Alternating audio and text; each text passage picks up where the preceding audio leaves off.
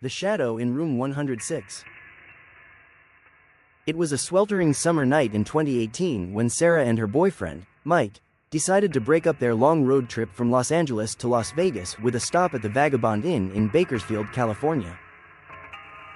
The motel looked like any other rundown roadside spot, faded neon sign flickering, vacancy, cracked asphalt parking lot empty except for their dusty sedan, and rooms that promised cheap rates but delivered peeling wallpaper and musty air. Sarah had booked room 106 online, drawn by the low price and decent reviews, but as they pulled up, a chill ran down her spine. The door to their room was slightly ajar, as if someone had just left in a hurry. They shrugged it off, assuming the cleaning staff had forgotten to latch it. Inside, the room was dim, lit only by a single buzzing fluorescent bulb over the sink.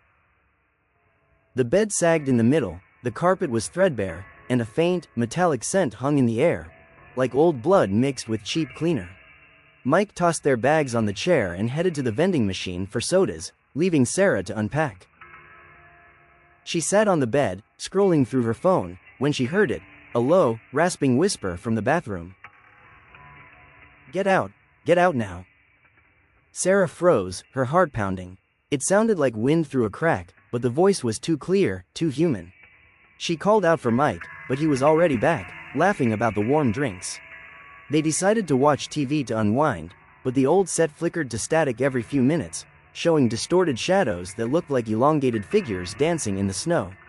Mike joked about bad reception, but Sarah couldn't shake the feeling of being watched. As night fell, they climbed into bed, the thin sheets doing little to ward off the growing cold spot near the footboard. Around 2 a.m., Mike bolted upright, gasping for air. Something grabbed my throat," he choked out, rubbing red marks on his neck that hadn't been there before. Sarah turned on the light, her hands shaking, and that's when she saw it, a tall, shadowy silhouette in the corner by the closet, humanoid but featureless, its edges blurring into the walls. It didn't move, but the air grew heavy, oppressive, like invisible hands pressing down. The lights flickered wildly, plunging the room into darkness, and the whispering returned, louder now. "This is mine. Leave."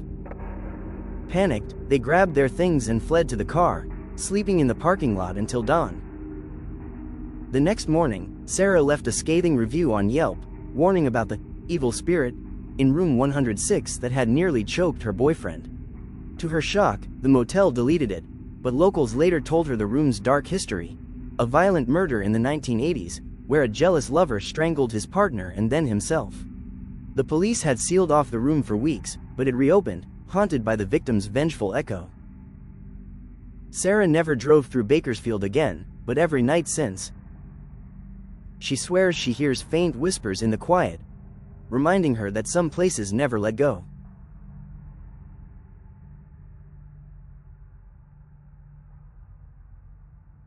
The Watcher at the Window. In the fall of 2015, single mom Lisa pulled her old minivan into the parking lot of a nameless motel off Interstate 5 in rural Oregon. It was late, rain pounding the roof like fists, and her two kids, Emma and Jake, were asleep in the back after a grueling day of driving from Seattle. The motel was a relic from the 1950s, sagging roof, overgrown weeds, and a sign that read, "Rooms available, no questions asked." Desperate for shelter, Lisa paid cash at the dimly lit office to the grizzled clerk who barely looked up from his newspaper. Their room, number 12, was at the end of the row, facing a foggy cornfield that stretched into nothingness. The door creaked open to reveal mismatched furniture, a lumpy bed, and curtains that hung crookedly, letting in slivers of moonlight. Lisa tucked the kids in, double-checked the lock, and collapsed into an uneasy sleep. But around midnight, Emma whimpered awake, "Mommy, there's a man outside staring at us." Lisa's blood ran cold. She peered through the peephole, nothing but rain-slicked pavement. Reassuring her daughter it was just shadows, she lay back down.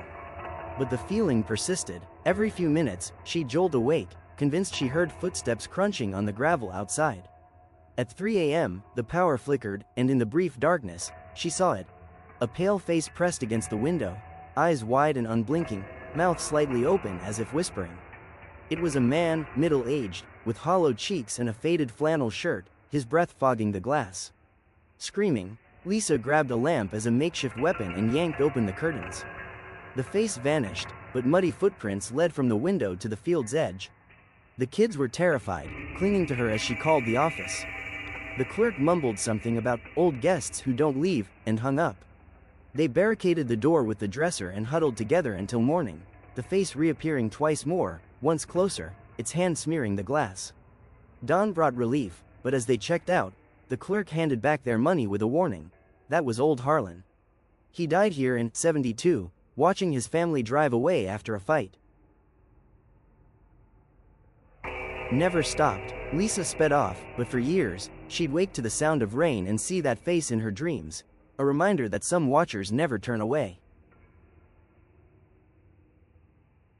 The red ball in the hallway.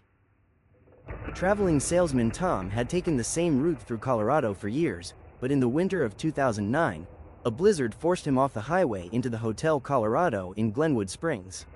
It wasn't a motel per se, but the annex felt like one, isolated bungalows with creaky doors and a shared hallway that echoed like a tomb. Room 214 was available, the front desk clerk said with a knowing smile, but mind the echoes. The room was cozy at first, with a fireplace crackling and heavy drapes blocking the snow. Tom unpacked, had a drink from the minibar, and dozed off to the wind howling outside.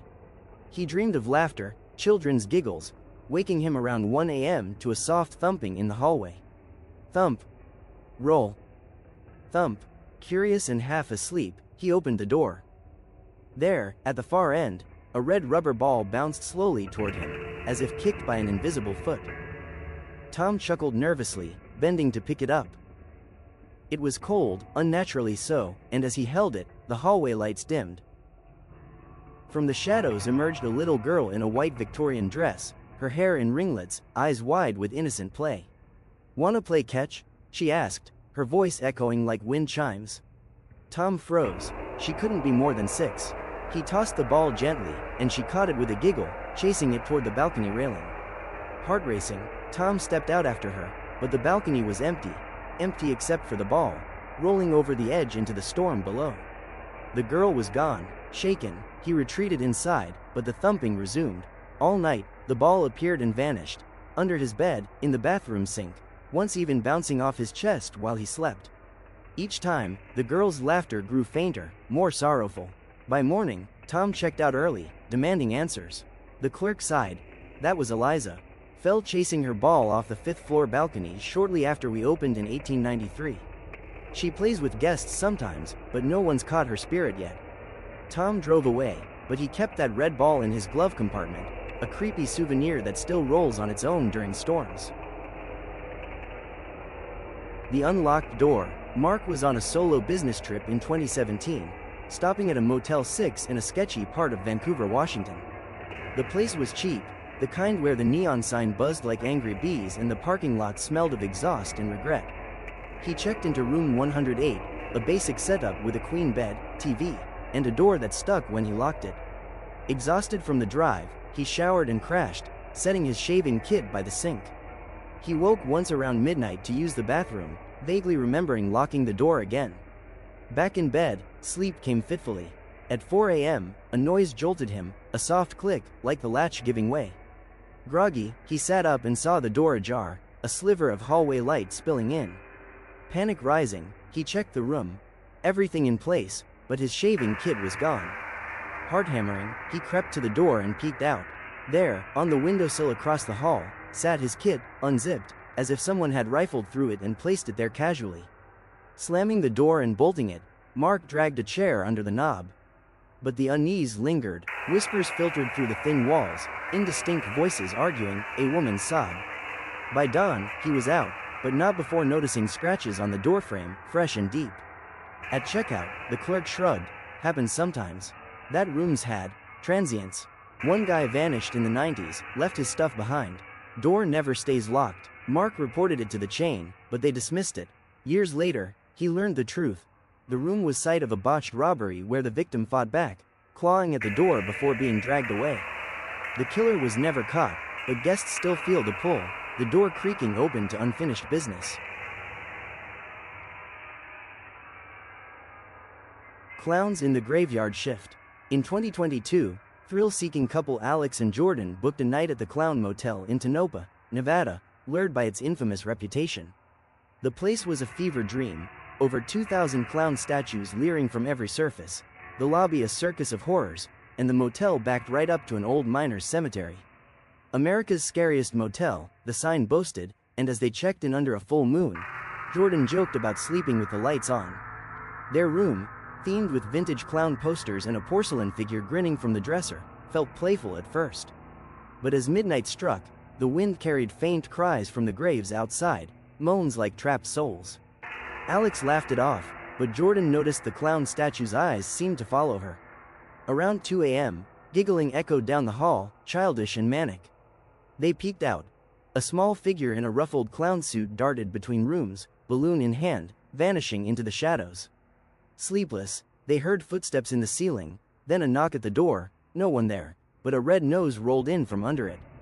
The TV turned on by itself, static resolving into old black and white footage of a circus fire, screams filling the room.